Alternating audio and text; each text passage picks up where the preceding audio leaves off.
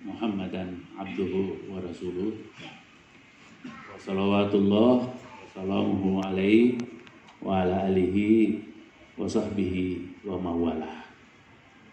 Amma ba'du. Kita hormati pengurus Kemenkahmi, lebih khusus lagi ada tadi Sekjen ya, Kanda Sekjen Dinda. Kandanya adik-adik kita ini. Oh, bukan Dinda abang ya? Iya, betul.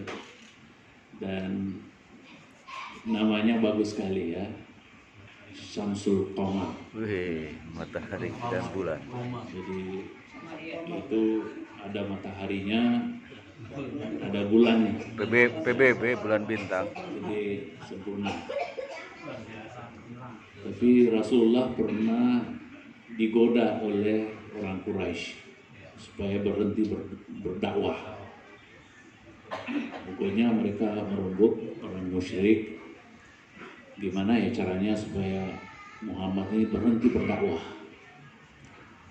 Lalu diputuskanlah bahwa kalau mau berdakwah, mau menghentikan Muhammad berdakwah, coba kumpulkan ya gadis-gadis cantik.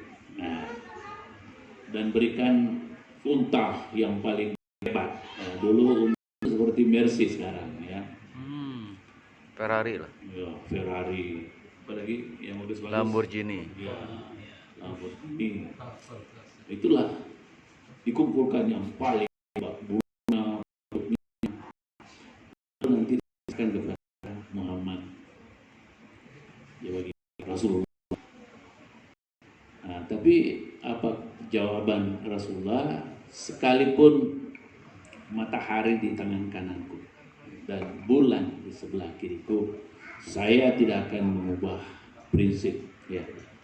Saya akan tetap berdakwah ya, sampai Islam tegak di muka bumi. Nah, itu prinsip Rasulullah dan saya kira diteguhkan dengan nama itu menggunakan itu kalau jadi contoh mau beri nama, karena sekarang ini banyak saya lihat nama itu Michael, sudah David. tidak mengikuti sunnatul rasul, tidak mengikuti nama dalam Al-Quran. Ya. Kayak Sekarang kalau saya kayak Soekarno gitu ya. Mahasiswa saya bisa verifikasi. Nah, ini agamanya apa? Ya. Tapi sering juga saya salah karena matahari dan bulan. Wajahnya itu Islam banget, bersinar, ada jenggot Rasulullah, ya, jenggotnya. Kemudian biasa ada titik 3 di sini. Tapi kok namanya itu ya aneh ya, Marcos, Destrius Araujo, Alexander. George Edwin. Jadi saya biasa nanya, Dek, kapan dari Minang? Ya, ini saudara kita dari Minang, begitu ya. Karena ada sejarah masa lalu ya, PRRI ya. Sehingga mereka mengubah nama. Dia bilang, Bapak kok tahu saya dari Minang? Dari wajahmu, dari namamu. Dari wajah sering orang Islam lah, karena sering berwudhu, bersinar, bercahaya, apalagi ada jenggot dan jidat yang sisa-sisa sujud. Ini pesan pertama, adik-adik, nama itu penting ya. Apalagi kita di sini ada HMI itu, Himpunan Mahasiswa Islam. Tidak perlu menggunakan kata Indonesia karena bagaimanapun kita sudah di Indonesia. Tapi Islamnya itu yang kita utamakan, dan adik-adik bisa menyaksikan di sini ya suasana Islami. Kita undang untuk bisa bersama dengan kita. Ya. Adik-adik semuanya, kita sebetulnya itu makhluk langit. Kita dari langit, ya. Kemudian turun ke bumi karena sifat atau pelanggaran yang dilakukan oleh kakek kita Adam alaihissalam dan juga pasangannya, istrinya Siti Hawa. Nanti bisa periksa ya di surah Al-Baqarah ayat 30 ya, kemudian 31, 32, 34, itu beruntun itu cerita itu ya. Bahwa Allah berkata, saya akan menciptakan khalifah di muka bumi ini. Lalu malaikat protes, buat apa ya Allah Engkau menciptakan Nabi Khalifah, padahal kita ini sudah menyembah siang malam, sudah menyucikan, sudah bertasbih. Buat apa Engkau menciptakan Khalifah lagi? Ya, nah, tapi Allah menjawab, saya tahu apa yang engkau tidak ketahui. Ini sering ada ustadz itu mengubah maknanya, saya lebih tahu daripada engkau. Kan tidak mungkin Allah dibandingkan dengan ilmu manusia ya. Jadi itu bukan isim takdir ya dalam bahasa Arab, tapi itu memang fi'il mudhari. Saya mengetahui apa yang engkau tidak ketahui. Lalu apa yang terjadi adik-adik ya? Wa 'allama Adamal asma'a kullaha. Allah kemudian memberikan ilmu pengetahuan kepada Adam. Jadi asma itu ilmu. Karena kenapa ya, semua ini ada namanya ya. Ilmu pengetahuan punya nama. Hasil temuan-temuan manusia itu punya nama semua. Yang ditemukan manusia itu adalah rahasia ilahi, kemudian diberi nama. Nah, itu yang dimaksud. Dan ilmu yang diberikan kepada Adam ini bukan hanya ilmu yang sekarang kita pelajari, ilmu fisik, tapi juga ilmu tentang gaib.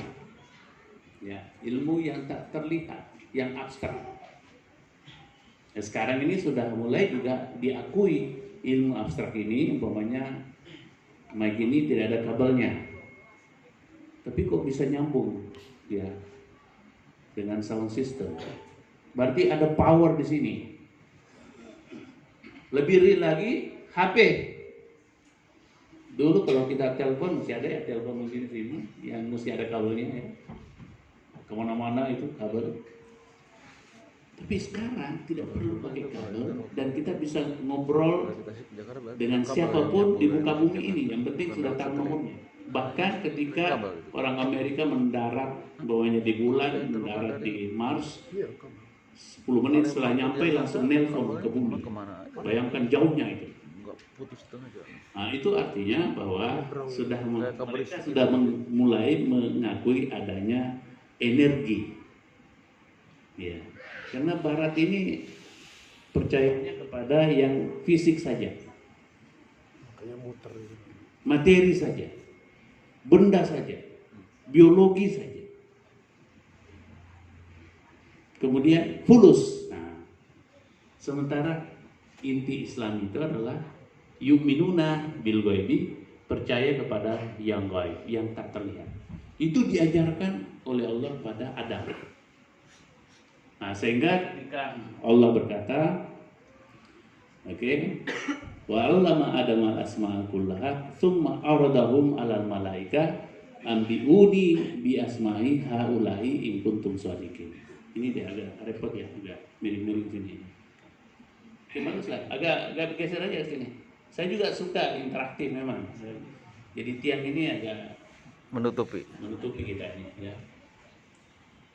Jadi ketika Allah sudah mengajarkan ilmu tadi kepada Adam, ya, berarti manusia ini berilmu pengetahuan. Kemudian Allah mengatakan, wahai malaikat, kalau kamu tadi itu protes, coba sampaikan kepada kami nama-nama atau ilmu-ilmu pengetahuan ini. Nah, tapi apa kata malaikat? Subhanaka la ilma lana illa ma 'allamtana innaka antal alimul hakim. Maha suci Allah, ya. Tidak ada yang kami ketahui kecuali yang engkau telah programkan. Ini bahasa saya lah ya. Programkan kepada saya, ya, karena engkaulah maha bijaksana, maha mengetahui. Jadi malaikat sudah angkat tangan gitu ya. Kemudian Allah berkata, ya, wahai Adam, ambihum bi asmahim. Wahai Adam, kalau begitu kasihlah ilmu-ilmu itu, informasikan kepada para malaikat ini. Kemudian ketika tadi Adam ya menyampaikan falamma amba'ahum bi asma'ihim qala alam aqul lakum inni alam ghaiba as-samawati wal ardi wa alamu ma tubaduna ma kuntum ta'malun. Ini kakak-kakak ini hafal semua alhamdulillah ya. Itu ciri khas kami ya. Banyak hafal ayat. Jadi ketika Adam menyampaikan tadi ilmu pengetahuan itu tentang alam gaib dan alam yang nampak ini, lalu Allah mengatakan, bukankah saya sudah mengatakan bahwa saya tahu semuanya? Nah, ini menariknya, Adam yang menyampaikan, tapi Allah yang mengatakan saya tahu semua. Ini artinya bahwa kita ini makhluk Allah yang luar biasa, bisa mewarisi ilmu pengetahuan yang bermacam-macam. Kalau malaikat itu ilmunya hanya parsial, tapi mendalam, kan diprogramkan. Pokoknya tadi malaikat Jibril, ya ilmunya tentang bagaimana memberi wahyu, memberi anugerah, memberi inspirasi, memberi ilham, ya. Sehingga ya manusia bisa berpengetahuan tadi tokoh penghulu para malaikat, karena malaikat Jibril adalah yang paling hebat memang ya. Makanya Jabaril ya itu seakar dengan Jabarun ya. Oke, kemudian yang menarik ya, ayat yang berikutnya di situ menggunakan wakulna wa iskunna lil malaika, ingatlah ketika kami berkata kepada para malaikat. Tadi kolah ya, ini kulna. Nah, kalau tasawuf itu artinya sudah terlibat segalanya dan Rasulullah di sini terlibat. Nah, ini agak baru ini ya, kalau di tasawuf itu Rasulullah itu makhluk pertama. Roh ini roh pertama. Jadi wakulna wa iskulna, ingatlah ketika kami dulu ya berkata kepada seluruh malaikat, usjudu li adama fasajadu, sujudlah kepada Adam. Bayangkan, jadi malaikat itu disuruh sujud kepada Adam karena ilmunya. Jadi adik-adik cari ilmu ya, jangan berhenti di situ. Lanjutlah ya, banyak nanti beasiswa dari kami ya, insyaallah ya. Belajar terus ya. Nah, jadi disuruh sujud karena ilmu yang dimiliki oleh Adam. Nah, tapi apa? Nah, illa iblis, kecuali iblis. Nah, dulu ada abang kita di sini namanya Nurholis Majid. Ya, sangat terkenal, pernah ketua PB 2 periode ya. 68 sampai 72 ya. 2 periode beliau. Dia mengatakan bahwa iblis itu juga malaikat. Wah, gempar ya waktu itu karena pendapat baru. Tapi memang kalau kita lihat ayat ini, ingatlah ketika Allah berkata kepada seluruh malaikat, sujudlah kecuali iblis. Berarti iblis malaikat. Malaikat yang bandel. Malaikat yang bandel. Karena kenapa? Kalau tidak ada iblis, neraka tidak ada isinya. Iya. Ya, tugas dia memang menggoda. Ini saya tambah dengan pandangan Badiu'uzzaman Syekh Nursi bahwa iblis itu sebetulnya berguna sekali untuk manusia dan jin. Karena kalau dia menggoda manusia kemudian tidak mempan, berarti mengangkat derajat orang itu setinggi-tingginya.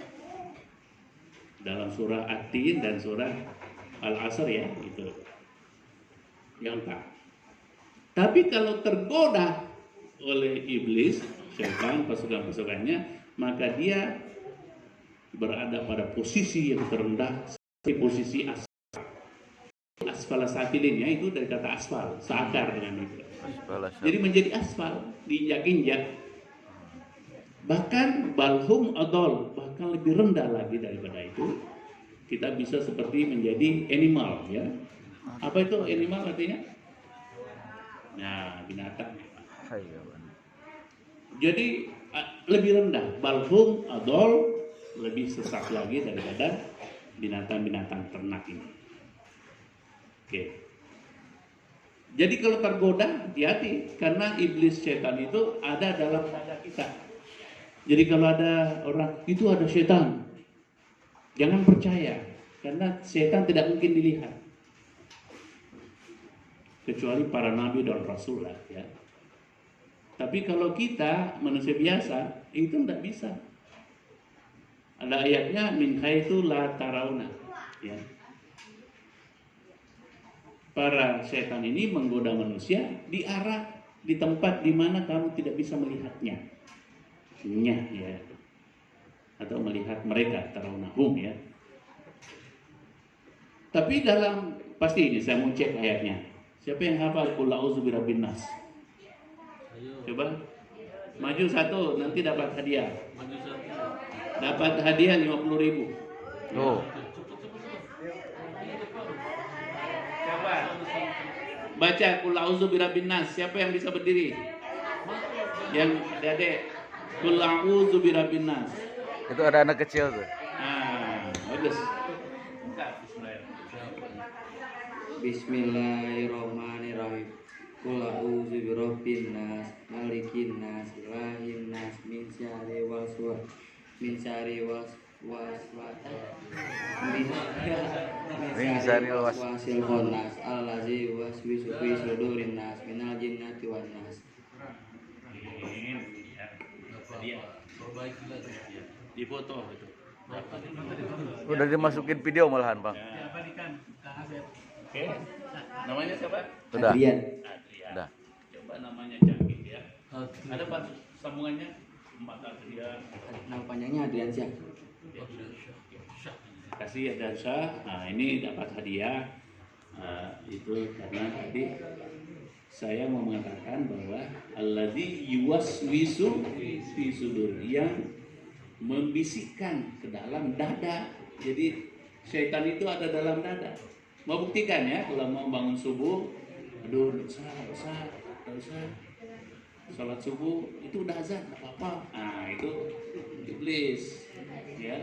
Mau bohong itu jin setan nyuruh kita bohong. Nah kalau tergoda dengan itu, jadinya berbohong, berarti terpengaruh, jadi dosa. Nah itu ada dalam dada kita semua, ya. Oke, dari semuanya. Nah, ayat berikutnya ini menarik, nanti diperiksa ya. Nah, wa qulna ya Adam, ini tadi saya mulai kalimat saya di situ ya. Wa qulna ya Adam, uskun anta wa zaujukal jannah. Nah, wahai Adam dan istrimu, ya berarti Siti Hawa, tinggallah kamu di dalam surga. Wakula minha ragadan haitsu syi'tuma, dan makan sekandakmu, sesuka hatimu. Semacam apa sekarang kalau kita all you can eat ya, buffet ya, all you can eat, semua tersedia. Nah lalu dikatakan dalam ayat berikutnya ya, fa'azab wala taqraba hadhihi syajarat, tapi kamu jangan mendekati pohon khuldi syajarah. Pendapat umum ya seolah-olah ada pohon khuldi ya, itu yang banyak. Tapi saya berpandangan bahwa khuldi itu adalah keabadian. Jadi memakan pohon keabadian, kalau dimakan itu maka dia akan abadi. Ya. Nah, tapi kan iblis mempelintir. Adam, justru kalau kamu tidak makan, kamu itu tidak abadi. Justru namanya ini khuldi, abadi. Tapi tidak mempan sama Adam kan? Dia goda si perempuan istrinya. Ayo, kamu pengaruh itu. Kamu tidak abadi, kata-katanya saja sudah abadi. Jadi, ternyata tergoda. Ini satu versi ya. Tapi ada yang mengatakan itu tidak benar, seolah-olah perempuan itu rendah derajatnya kalau begitu, seolah-olah dosa warisan perempuan, kasihan perempuan terus menerus dianggap sebagai penyebab dosa ini. Jadi tafsir kita lihat memang tidak ada, ternyata dua-duanya tergoda. Nah, jadi ada lagi yang berpandangan dan saya termasuk yang begitu bahwa yang dimaksud di sini adalah ya itu melakukan hubungan yang seharusnya belum melakukan hubungan itu. Ya. Ini saya tidak mau perjelas karena lagi puasa. Apalagi anak-anak masih kecil ya. Artinya melakukan hubungan yang bisa menyebabkan kelahiran generasi. Makanya kan telanjang ya, tinggal daun surga. Nah, itu satu pandangan. Jadi artinya siapa yang mendekati itu ya tidak sesuai dengan sunnah Allah, aturan Allah, kemudian dia benar-benar mengonsumsi, menikmati ya, maka dia akan abadi. Nah, disinilah kehebatan tadi syaitan iblis untuk memanipulasi. Sekarang ini cara-cara manipulasi ya yang manipulatif benar-benar kita lihat ya, yang baik bisa buruk, yang buruk bisa baik. Dalam surah An-Nur itu kehebatan iblis bisa membuat yang indah menjadi jelek, yang jelek bisa indah. Tuh ayatnya banyak itu. Kehebatan ya. Jadi kalau ada yang suka begitu, ini media-media sekarang seperti itu ya. Seolah-olah yang jelek-jelek ini kemudian tiba-tiba menjadi baik, kemudian yang baik menjadi baik. Jadi kita harus tahu seperti abang kita tadi, Samsul Qamar mengatakan bahwa ya kita dekat dengan Al-Quran, belajar dari Al-Quran, jangan jauh. Saya sendiri umur 60 ini saya masih berusaha menghafal Quran ya, dan saya bisa hafal setengah jam satu halaman. Setengah jam. Cuma masalahnya konsistensi ya. Kalau hafalan, kalau ada konsentrasi, apalagi yang muda-muda begini nih mudah sekali. Konsentrasinya yang susah dan persistensi dan konsistensi. Oke, lalu ayat berikutnya fa'azallahumush syaitanu anha. Nah, tergelincirlah keduanya. Nah, inilah bukti bahwa kedua-duanya bukan hanya perempuan ya. Kedua-duanya fa'azallahumush syaitan ya, fa'akhrajahuma mimma kana fi, maka keluarlah keduanya ya dari tempatnya, dari surga ya. Kemudian Allah mengatakan qulnah bitu ba'dukum li ba'din adu, turunlah kamu bertiga ya, Adam, Hawa dan iblis. Kamu berseteru bersaing di muka bumi ini, win-win solution atau win-lose solution atau lose-win solution atau lose-lose solution. Jadi boleh jadi tadi iblis menggoda perempuan, mempengaruhi laki-laki, atau laki-laki digoda. Kemudian bisa juga justru laki-laki menggoda suaminya untuk melakukan keburukan. Tapi bisa juga win-win, suami istri saling membantu untuk nanti bisa kembali lagi ke langit. Nah ini yang saya bilang tadi, kita masuk langit. Dan caranya untuk bisa kembali ya dalam ayat berikutnya itu. Ya, ini kan sudah diberikan bumi ini selengkap-lengkapnya. Ya. Walakum fil ardi mustaqarrun wa mata'un ilahin. Ini bagusnya kalau adik-adik bisa belajar ini hafal terjemahannya. Bagimu ada bumi yang lengkap selengkap-lengkapnya sampai hari kiamat. Don't worry about that. Nah, tapi orang Amerika, orang Rusia bersaing untuk menaklukkan planet-planet besar karena banyak planet yang ribuan kali lebih besar daripada bumi. Bayangkan kalau mereka bisa menaklukkan itu, mereka akan jadi kaya raya. Itu pikirannya. Tapi bagi Islam ini sudah jelas. Walakum fil ardi mustaqarrun wa mata'un ilahin. Di ayat di bawah lagi ada wallazi khalaqalakum ma fil jami'a mastawa ila samai fasawahunna sab'a samawat. Jadi bumi ini sudah lengkap selengkap-lengkapnya, kemudian Allah beristiwa, bersemayam di arasy. Tinggal mengontrol, memonitor apa yang terjadi di muka bumi ini, karena malaikat dengan sistemnya yang sangat-sangat canggih dan sistem sebab akibat yang diciptakan dengan sistem qadar ya, ukuran yang kita tunggu-tunggu setiap malam itu bulan Ramadan ini, karena artinya malam qadar, malam ukuran ini bagi saya ya. Malam ilmu pengetahuan mengetahui rahasia ilahi tadi itu yang dimaksudkan di sini. Ya. Nah, jadi kalau kita sudah menguasai alam ini, ya, dengan baik, seharusnya kita proses temukan untuk kesejahteraan umat manusia agar bisa kembali ke langit. Untuk bisa kembali ke langit, ini nanti penutupnya ya. Untuk bisa kembali ke langit, ada 14 eskalatornya atau lift ya. Biasa naik lift ya. Biasa naik lift ya. Eskalator atau bahasa Inggrisnya itu apa? Elevator. Ya. Kalau di Amerika elevator, kalau di Inggris namanya lift ya. Dan menjadi Indonesia lift. Ada 14 agar bisa kita kembali lagi ke langit. Ada nggak yang tahu ini? Dapat 50.000 lagi nih kalau tahu. Ya. Ayo. Yang menyebut. Ya. Oke, siapa yang tahu rukun iman? Ayo, adanya Boteng. Rukun iman 50.000.